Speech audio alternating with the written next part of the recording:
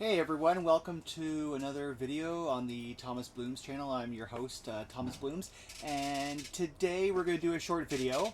Well, short by my standards, long for probably you guys, but today we're going to do a quick video because it is May, what is it, May the 10th, May the 11th, something like that right now.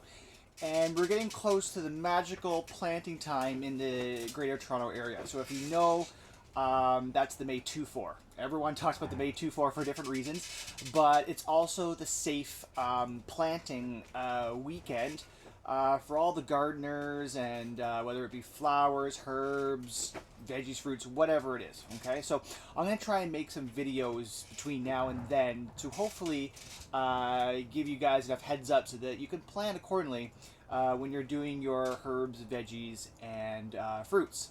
But for today, I just want to show you a quick thing that I did with the garden. Let me just pull this up here. Ooh, the sun's coming out. So if you notice, all the orange twine, okay? And I apologize for the mess. Like I said, we're in transition because I'm going to be taking most of my indoor seedlings that I've been hardening off all this time.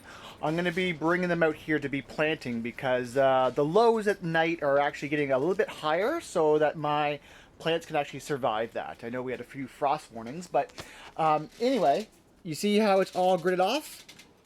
Okay, I'm going to put you back now. So the sizes of the squares here, let's talk about this one here, they're exactly 1 foot. It's called the square foot garden. And this is not new. This was developed by a man named Mel Bartholomew. And he wrote a book about this way back in 1981. And he emphasized square foot gardening as a great way to plant as many plants as possible within a square foot, crop rotation, companion planting, and a bunch of other ideas. But basically what this does is it treats the square foot garden like a separate garden in itself. So 1 foot here, garden here, garden here, garden here, you know, and so on with every square you have. Normally I do fishing line, but for the sake of the video, the orange stands out, so it's a good visual. And so Mel Bartholomew also did the triple mix, the video that I showed you about what I use to mix my soils. He developed that too, so clearly I'm a fan of his. But basically what it does is that you can plant as much as you can within that square foot. Now, within reason. And I'll give you some examples. So, for example, carrots. Mel Bartholomew and others have done this over time. You could plant 16 carrots within a square. Not bad, right? Peppers, 1 per square. Tomatoes, 1 per square. Arugula, spinach, you could plant like 16. And in fact, if you've seen my arugula, which is right over here, whoops, as you can see, there's about, 16 per square there, okay? And lettuce, depending on the kind of lettuce, you could do at least 4 per square. And corn, you could do 4 per square. And so on and so on. There's many little different combinations of crop that you could put in your square. And also, the best part about this is you can do companion planting. Companion planting is when 2 plants, they succeed by feeding off each other in a way where they're compatible. For example, the best example for this is the 3 sisters. If you know what the 3 sisters are, it is corn, bean, and squash. So what happens is that, corn goes straight up. You plant beans near the corn, and the beans wrap around the corn for a support system because it's a vine. The squash, they actually release nitrogen in the soil, which the corn needs. So the squash, in effect, feeds the corn nitrogen. But also, the vine and spreadability of the squash allows for cooler temperatures at the base where the corn plant lays, so that in the summertime the soil around it does not overheat and cook the corn. That's the theory. But it works very, very, very well. Okay? So that's an example of companion planting within a small, tight thing. Now, with the 3 sisters, they tell you, build in a mound, corn on top, squash around, and beans in the middle. I'm not doing that. I'm planting bean, corn, and squash within the same area so they can benefit from each other. Okay. A lot of leafy greens benefit from each other in terms of arugula, spinach, lettuce. They're all compatible. The reason why I say these things is because there's things that are not compatible with each other. Okay. So, for example, depending on what you grow, like for example, if you grow peppers, cucumbers, and tomatoes, there are things that are incompatible with all three. If you want to grow potatoes, I always say grow potatoes in a bucket because they're such heavy feeders. They draw so many nutrients out of the soil that if you were to plant things around that, it would not develop as healthy or as well as it otherwise should if you didn't plant the potatoes there. But that's my bias. I don't like potatoes in a garden, so there's that. Other examples of companion planting are your herbs. Now, herbs are great. Not only are they good for your salads or for your dishes to give it an extra little fragrance, taste, that kind of thing, but depending on the herb, it also is such a huge benefit to repel the bad pests that affect it. So, for example, certain herbs you plant by your tomatoes, like sage, mint, basil. Also, they help keep away cucumber beetles. They help. They don't.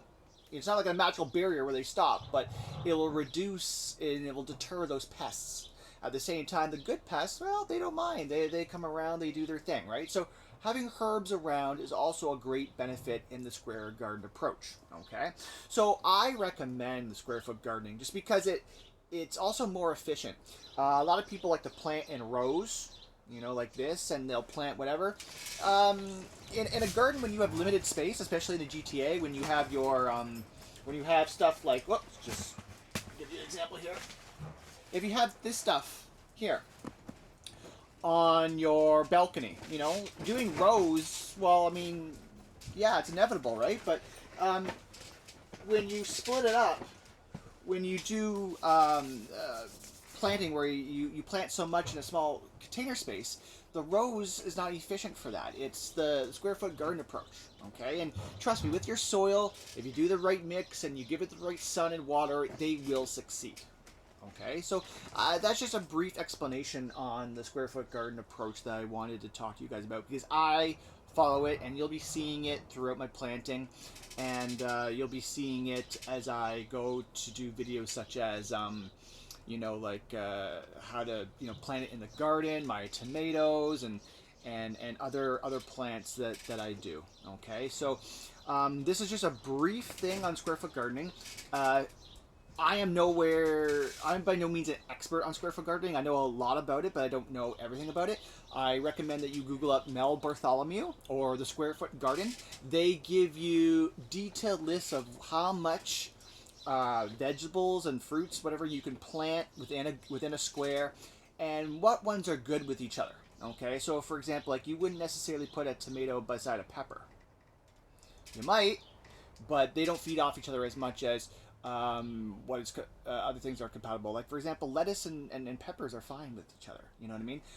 Cucumbers and beans are fine with each other. And then, as I explained, the three sisters. You know, any combination of any variety of corn, any variety of bean, and any variety of squash, you know, work well together. You know, and there are other plants that are neutral. For example, like eggplant. That's a neutral vegetable. It doesn't do harm. It doesn't necessarily help others grow either way. So those are good. And you also want to look up your herbs.